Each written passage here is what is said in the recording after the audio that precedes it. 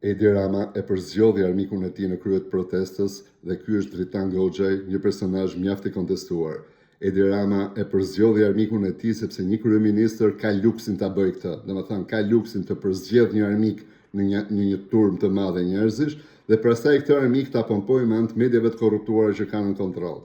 Dhe po të vini re në këto 24 orë ka pasur një mega operacion PR-i për të vendosur artificialisht Dritan Goxhaj në krye të protestës, pra dhe si armik të kryeministrit.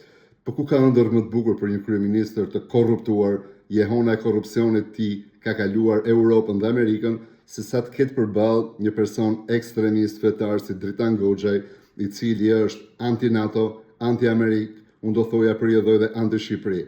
Dhe çfarë prodhohet në fund? Prodhohet një protestë me në krye njerëz si Dritan Goxhaj, do të thonë drejtohet gishtit e Gogoli, dhe nga krau tjetër kryeministrit bëhet më i gëlltitshëm edhe për shqiptarët dhe për ndërkombëtarët. A do ta gëlltisin këtë, a do ta hanë këtë kokër ulliri, le të themi, protestuesit shqiptarët dhe opinioni publik? Unë nuk e besoj. Dini njerëz, protestoni.